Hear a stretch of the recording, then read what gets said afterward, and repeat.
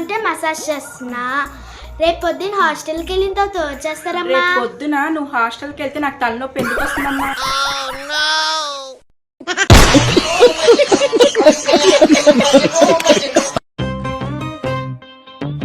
Friends ఉన్నా గానీ happy లేదు, ఫుడ్ ఉన్నా గానీ పడడం లేదు, చదువుతున్నా గానీ గుర్తే లేదు, ఇంట్లో వాళ్ళే నాకు గుర్తొస్తూ ఉంటే లైఫ్ అమ్మా ఇది హాస్టల్ లైఫ్ అమ్మా.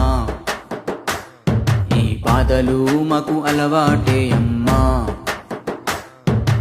ఆడుకుందామన్న గేమ్సే లేవు, పాడుకుందామన్న పాటలు లేవు, కళ్ళు మూసి తెరిసేలోపు వచ్చిన సెలవులు వెళ్ళిపోయే లైఫ్ అమ్మా ఇది హాస్టల్ లైఫ్ అమ్మా. ఈ బాధలు మాకు అలవాటే అమ్మా. తెగ చదివేస్తావని 6,000 పెట్టి బుక్కులు కొన్నాను. స్కూల్ ఓపెన్ చేశారు కదా, కాసేపు చదువుకోవడానికి ఏంటి ఎప్పుడు చూసినా ఫోన్ చూస్తుంటావు? 20,000 పెట్టి ఫోన్ తీసుకున్నారు, కనీసం అరగంట అయినా ప్రశాంతంగా చూపిస్తున్నారా?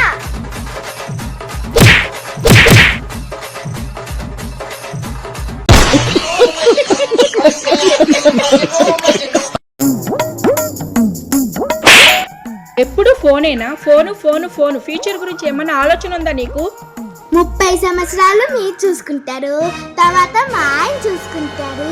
60 సంవత్సరాలు వస్తే నో టెన్షన్, ఓన్లీ పింఛన్.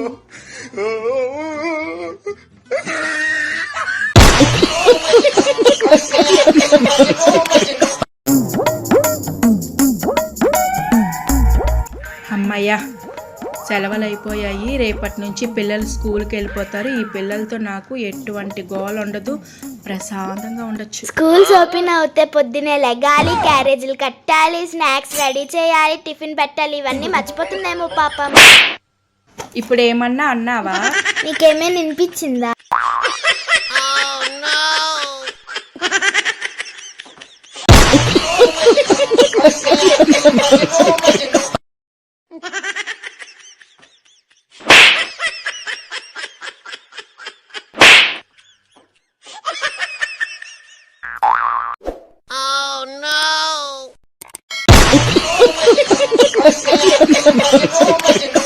అమ్మ ఈడున్నావమ్మా నువ్వు?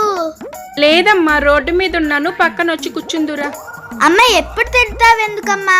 అని పిలుచుకుంటూ వచ్చావు కదా, ఏం కావాలో చెప్పు ఇప్పుడు నీకు. అది సరేలే గాని నాకు బ్లాక్ కాఫీ కావాలమ్మా. ఏంటి, నన్ను ఖరీదైన కాఫీ పెట్టు అని అంటావా? అయ్యో అమ్మా, నిన్ను ఖరీదాన అనలేదమ్మా, బ్లాక్ కాఫీ పేరమ్మా అది. నీ కాఫీ వద్దు, నువ్వు వద్దు, నీకు దండం పెడతానమ్మా.